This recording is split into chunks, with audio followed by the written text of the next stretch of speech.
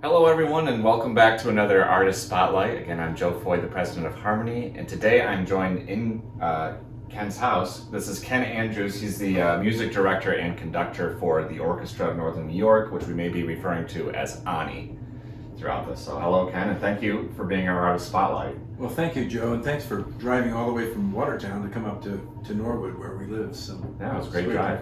And it's a beautiful home. So thank you for inviting me.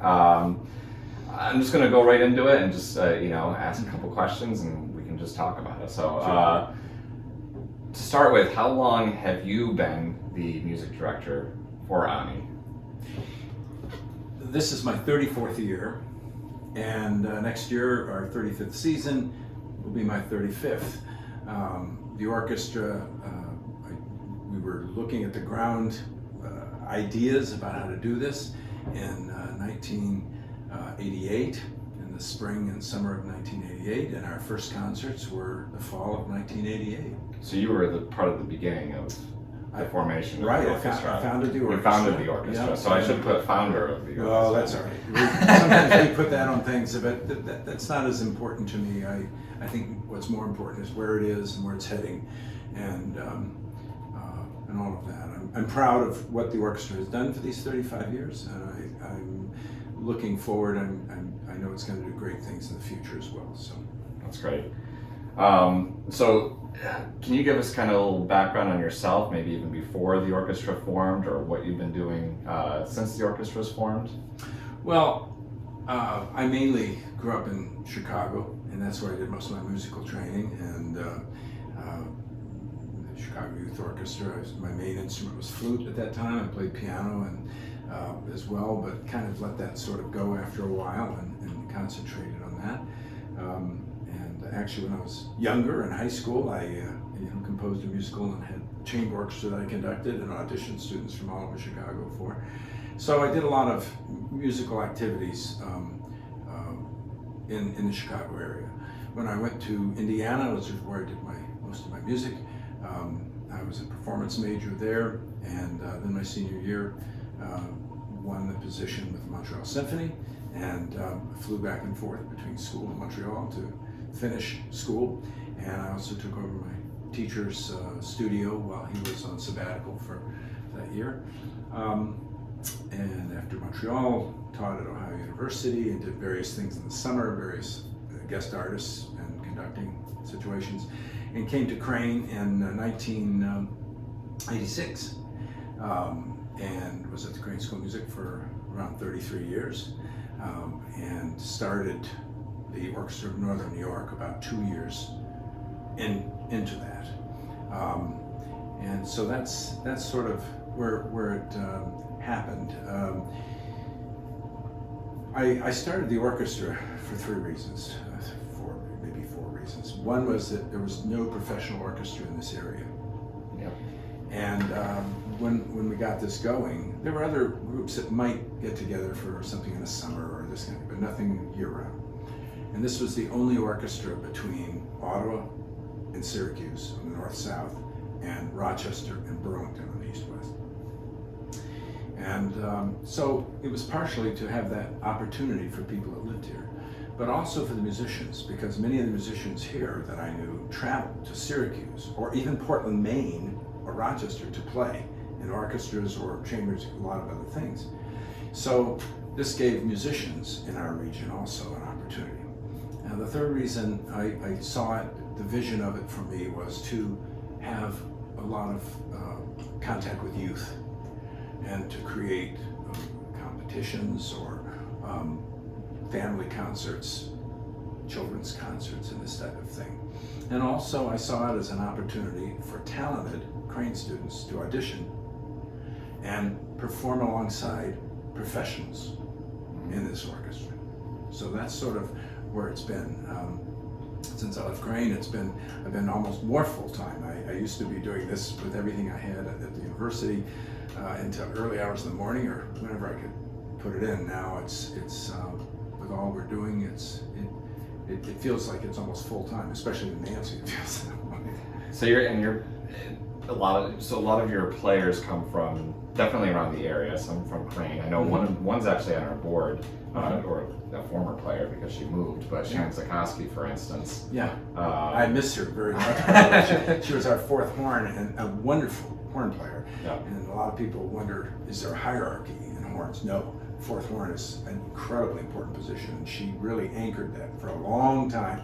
And I'm so thrilled that she has these new opportunities in her life, but I'll tell you, I miss her very much. Yeah, we do too. But so that's great. So a lot of the musicians from around here, that makes sense. They don't have to travel as far. Well, I'll tell you where they come from. Yeah, This orchestra. yeah, that'd be great. Yeah. In the northern region, we have them. I put this sort of down because I want to make sure I didn't leave somebody out. But they're from, and again, sometimes it's an outlying area, but basically Potsdam, Canton, Messina, Waddington, Saranac Lake, Lake Placid, this whole northern region is one section where we get music, a lot of our musicians. We also, one of our cellists is from Central Square, with Syracuse, Rochester, Ithaca, Buffalo, Burlington, Vermont, New York City sometimes, Boston sometimes. Wow. And a lot of our musicians come from Montreal, Ottawa, and Toronto. One of our two principal cellists for many years, one was from Toronto, one was from New Jersey. So it's quite an interesting group. We have a core of musicians. Yeah.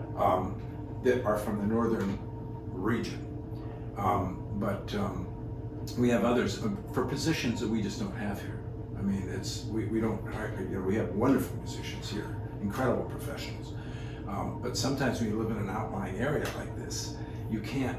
There aren't enough musicians at the level that we play that can fill those spots. So for spots that aren't, we have a lot of people that are in our core orchestra that actually live in Montreal and Toronto or Ottawa that play with us all the time. Yeah. And Syracuse and particularly Rochester along the way. And for many years, our principal bass was from Burlington, Vermont. Really? So yeah. So. A lot of traveling, but that's awesome. But they love the orchestra. Yes. And so that's why they do it. Yeah. That's big.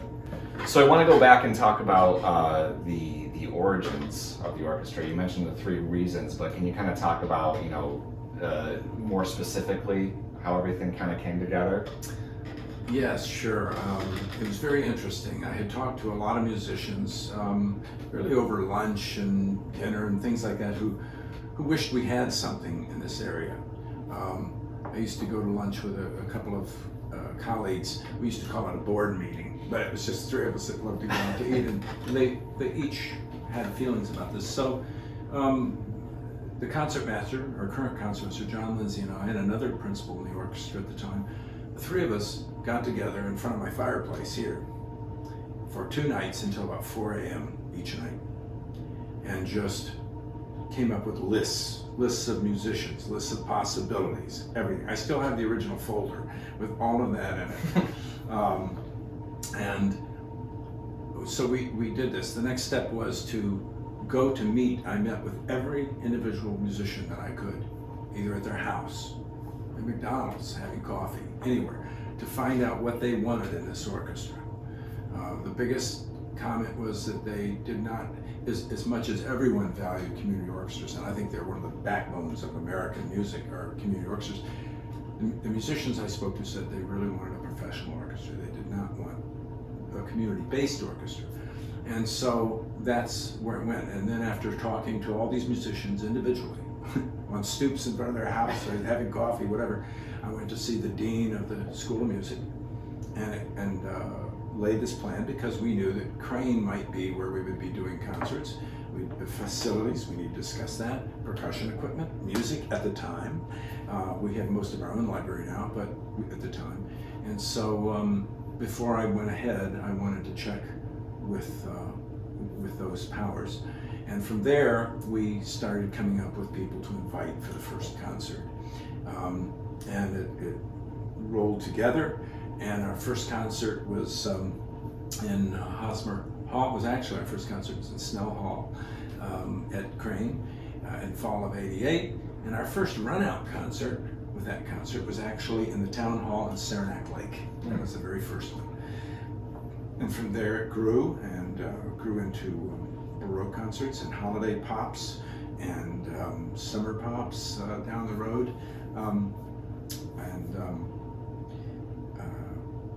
So it really, I think on that, When did so you mentioned that it's been in Potsdam and Saranac. When was the first time you got to Watertown, for instance? Because a lot of people, like we now know, especially in the Watertown area, we know the orchestra for doing the near July 4th time in the park, Thompson Park.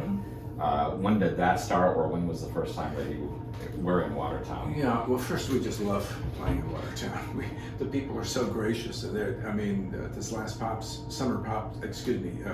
Pops concert, it was just incredible. It was just wonderful. And it means so much to musicians. But anyway, we actually started down there in the mid-90s. Okay. 1990s.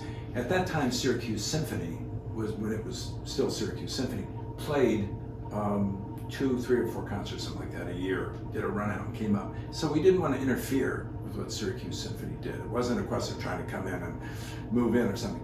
We were asked to do, for many years we did this, children's services, and the Red Cross asked us to do a benefit concert. So we did a Baroque concert every year in one of the churches in Watertown, and we did that for many years. It wasn't until a few years ago when Mike Miller, who has passed a couple of years ago, but Mike came to talk to me, and he wanted the Orchestra of Northern New York to take over what the Syracuse Symphony had done. The first time I was invited to bring the orchestra down, I had to say no, because Syracuse Symphony was going through Chapter 11 at the time, bankruptcy, and we didn't want to take any chance that we would take work away from the Syracuse Symphony musicians. And so I told them, I said, I would love to bring, I still remember it was a concert with Native American drumming, and the first half was all Native American drumming and Native American singers, and the second half was Beethoven's Seventh. And I wanted to bring that to Watertown so badly, but we decided that it was only fair to wait and decide to do it that way. But after the Syracuse Symphony went through Chapter 11, and they decided, they dissolved until Sinforia came back in, which we were thrilled for the musicians that happened. But then they asked us if we would come down and be the orchestra for Watertown, come in and do concerts. And then I felt just fine about it. So we started doing a Pops concert. Mike Miller got that going. And then we started a series, and Randy Richardson, as he has been so great with so many organizations, with the Northern New York Community Foundation, helped with a grant with us and helped give us money that they had set aside for an orchestra to come in, and we started a series. And so that's when we started with the idea that it would be a 4-concert series, and the requirement was that they definitely wanted a Christmas Pops. That was part of the agreement, so we could do whatever we wanted with those 4 concerts. That did not include the Summer Pops. That was that's considered a separate entity. But they are still a big part of it because they contribute also to that concert. So they were really instrumental in helping us all the way around. But so many people were, Tom Walker, the former mayor, and so many people from Watertown were instrumental in helping us get down there. And now, of course, for several years, we've done a series of 4 concerts in Watertown, plus then the Summer Pops. So we actually play in Watertown 5 times a year now. Wow. Yeah. Yeah, I was able to catch you last year, I think on Wellesley Island, right? Mm-hmm. I'm not sure if I was allowed to go to that one, but I definitely went, and it was a great time. Yeah, great. Beautiful location. Certainly was, wasn't it? Yes. It's a wonderful community, not only of people, but also it's a beautiful community of homes and a wonderful place looking out on the St. Lawrence. It's just great. Yeah. And so I kind of wanted to get into, because you have a concert coming up, Mm-hmm. and one that's going to be here, and then is it Messina that it's going to be, or where? No, the one coming up on April 2nd and 3rd, we're going to be in Hosmer Hall on April 2nd on the SUNY Potsdam campus of the Green School of Music. And then the 3rd, Sunday afternoon at 3 o'clock, will be at the First Presbyterian Church in Watertown. We've played in many different locations that are wonderful. Dallas State Office Building, the Episcopal Church there, was a wonderful facility and very hospitable as well. Most of our concerts have been at First Pres, and a acoustically, everyone seems to like it, the audience and the musicians. So, but that's where the concert will be. It's called Dreams of Spring, and we felt that after this long winter that we've all kind of endured, let alone as it always is, long winter. The long winters. But this one seems to be, seems like it just doesn't go away. But we thought this might be a good concert, and so it involves the first half, a Haydn symphony, which, whether you're a classical music buff or not, it's just great tunes and fun, and every movement is just uplifting. That's why I picked this. And the last movement is just a hoot. It's just fun for the audience. And then we have our young artist, our young artist winner, Victoria Huffman from Teresa, New York. Oh, really? She won this year, the 2022 James and Catherine Young Artist Competition, and she'll be performing the first movement of a Mozart Piano Concerto number 17. And it's another sunny piece. Both of these are just sunshine pieces. And I thought these really would fit for the spring. And then after intermission, we really are excited that we also have a composer, a young composer, that started this work in 8th grade, and now as a freshman in high school, finished it, and started way back, and now as a high school student has completed it, and we're going to premiere it at this concert. It's a short work. It's called Waves, and it's for flute, oboe, xylophone, piano, and strings. Gotcha. And Laurie Berneisen, who is a wonderful music teacher in our area and a member of the orchestra for 25 years or so, has helped mentor this young man quite a bit with his composition and everything else. So we're going to premiere this work, which we're very excited. So not only do we have our young artist as part of our youth mission, but also this young composer, Konstantin Darye. And so we're excited about that. And then we're finishing with two just beautiful late romantic works. The Radcliffe's Dream by Mascagni. Anyone who knows the music of Cavaliere Rusticana, this is 5 minutes of just the most beautiful meditative music you could hear. It's just gorgeous.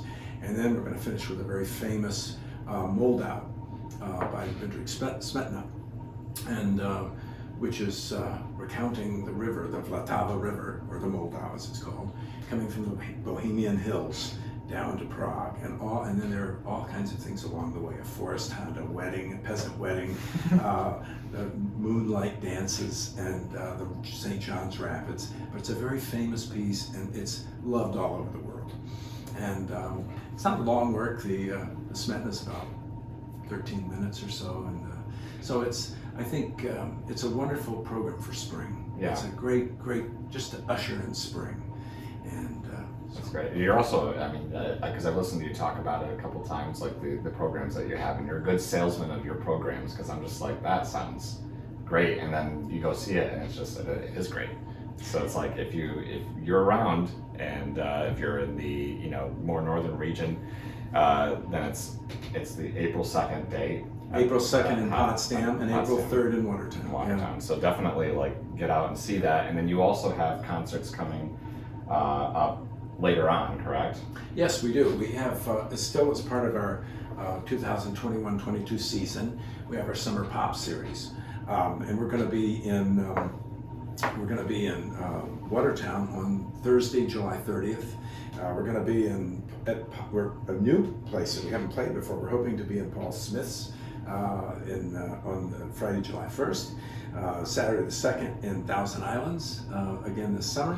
And the third, Sunday the 3rd, we're hoping to play somewhere in the Potsdam area, probably on the SUNY Potsdam campus in Hosmer. So, and it's a wonderful concert. It's Adventures in Space. Oh, nice. And so what we do with always our Summer Pops is we celebrate our veterans, which is one of the most important parts of that service. We have music that celebrates July 4th, and then I always pick a theme. Might be Broadway, it might be music from space, it might be jazz, it might be bluegrass. We pick different themes. One year was about Gettysburg, an anniversary of Gettysburg. So different things. This year it's Adventures in Space, and it involves some great space music from classical music, also from TV and film, such as Star Trek and all kinds of different great music. So Apollo 13 is on it as well. Some music from that, Star Wars. So It's a fun concert, and the one in Watertown is fabulous because it's outdoors. All of these are going to be outdoor concerts, except probably the Potsdam concert. And it's a chance to bring a blanket, bring food, and sit, and the kids get to run around and have fun, and the family's there, and there's some great music. And at the Watertown concert, we also the fireworks, and usually we use cannons for the 1812 overture from Fort Drum. Love that. So it's really a fun outing. And kind of on that subject, because those are all outdoor ones, and you're able to kind of do more indoor concerts because you're able to do the First Press concert and things like that. I'll start with, are there still COVID restrictions to that one that you know of? Well, as the whole country is dealing and New York State is dealing with, these restrictions are changing all the time. And as you and I were discussing, that even the mask mandates with kids are, changing. And so we're checking into that. Kathy Del Giudice, our executive director, checks into that all the time. And we want to stay up on it because our main goal is that everyone in our audience, as well as the musicians, feel safe. And we know that everyone has their own opinion.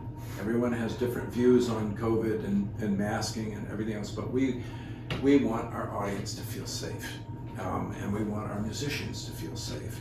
So we still distance the orchestra a little bit, not as much as when COVID started. As we started back last year, we were going to be distancing 10 feet for the winds and 6 feet for the strings. We're back to a smaller distancing, but still we want to make sure, especially for wind instruments, that there's some extra room. And we also still ask the audiences to wear masks. I don't know, we have about a month, 3 weeks before that concert. We're seeing where it's heading. And as everyone knows, with the CDC and New York State guidelines, they're changing almost every week. So we'll see, and we'll definitely let people know. But during the COVID, really last year, when we first started playing back again, and this last year, we did check vaccination cards at the door and asked people to mask and distance in the audience. We felt that made more people feel safe. And that's our goal, that people feel safe. And again, we know there are lots of opinions, and that's we want to respect that, but we also have to particularly respect that people feel safe, including the musicians. So we'll see where that's exactly heading. We don't have a lot of choice at SUNY Potsdam because SUNY, being a SUNY campus, they're required to vaccinate. We're a third member party. So anybody that comes on campus that's third party has to be vaccinated. And although they've reduced their mask mandates at the university now, they've made some changes, and we'll see where that goes. But up to now, that has been pretty strict. Watertown, we'll see. And it depends on two things. It depends on what the church feels, where we play, and also after our executive director checks into this and gets more information as we're going along, we'll see where we're going. It's tough. I wish we could just say 2 months out, all right, this is where it'll be, and this is what it'll be. But as everyone knows, just watching the news, it changes week to week, sometimes day to day, and month to month. So we're doing the best we can with it. Yeah, probably if they were, stay tuned, but maybe if you think about it, you'd be good to just bring your mask, maybe your vaccination card, in case you need one or the other or both. I would say. And they can always check ONNY.org. They can ask any question on our website. And I think that's very valuable. And Kathy Del Giudice, as I said, our executive director, will get back to them. And any questions that we have, they'll be great. And I'll tell you, the Watertown Advisory Council, which is our arm in Watertown, they can also help with this. So anyone that knows somebody on that board, they will also be helping get these ideas out. So, So sticking to COVID, I assume you had to cancel some concerts back when the whole pandemic started? Yes, we did, sadly, as all arts organizations did. And It was a tough time, and as anyone who's read in the newspaper or seen on the news, a lot of Broadway in New York Philharmonic, a lot of other orchestras, everyone was dealing with this. It actually caused many orchestras to virtually fold because it caused so many problems. For us, I think we handled it very well. Kathy Del Giudice did a great job spearheading this, and we had to reinvent ourselves. And what's interesting about it is, I think most orchestras did.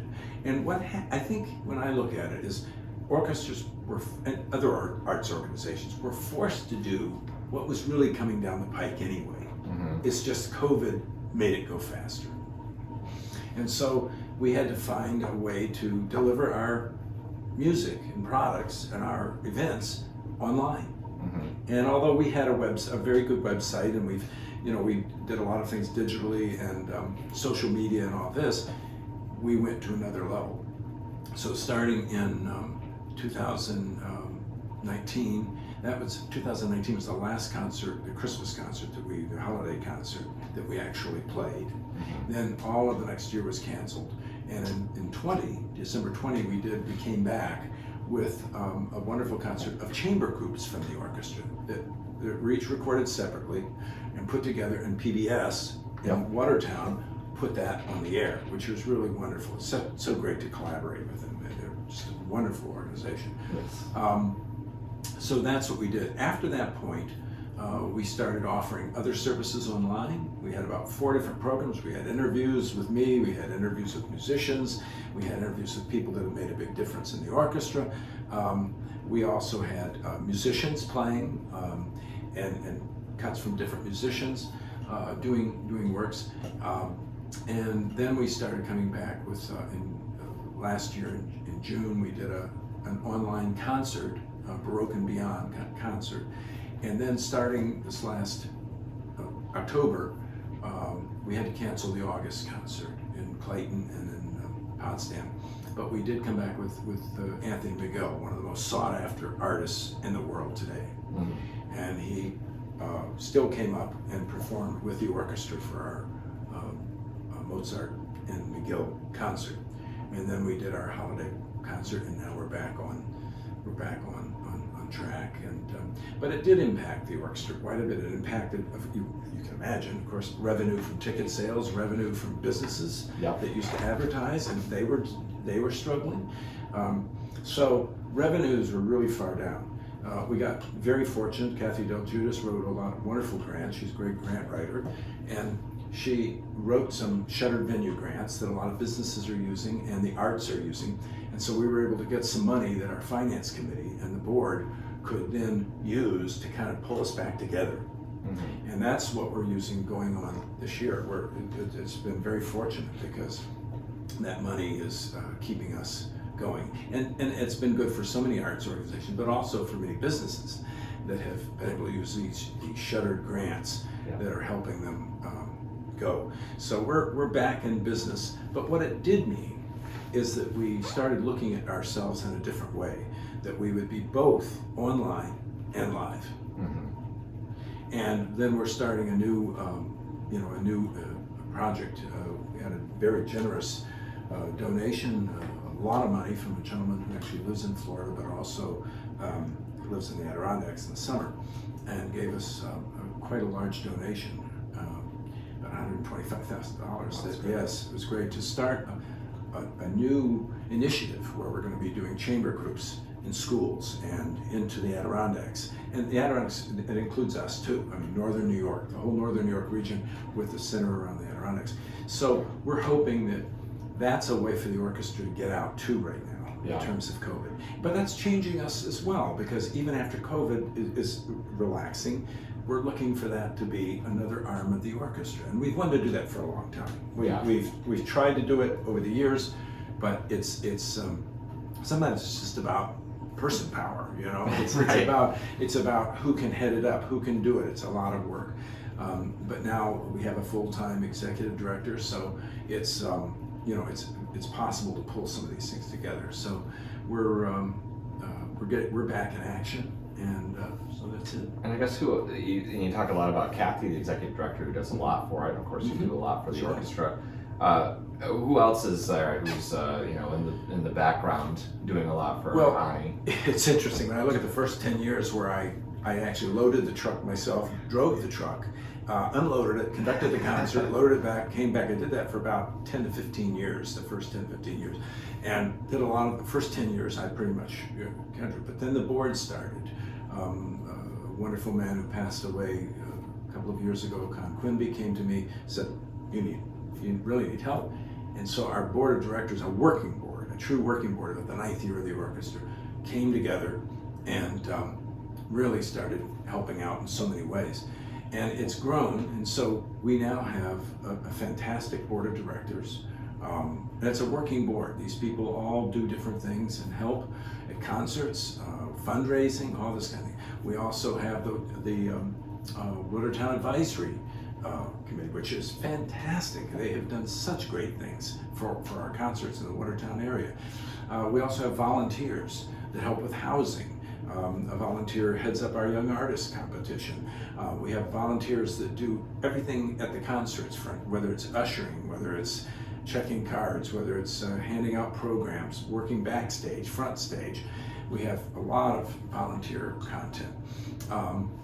And then there are a lot of other people that help us. They may not do specific jobs like that, but for instance, they help with our fundraising. There's a great committee of people that help with our golf tournament. And they're not members of the board, but they love golf and they love the orchestra, and so they've helped. And that's the kind of thing we've had.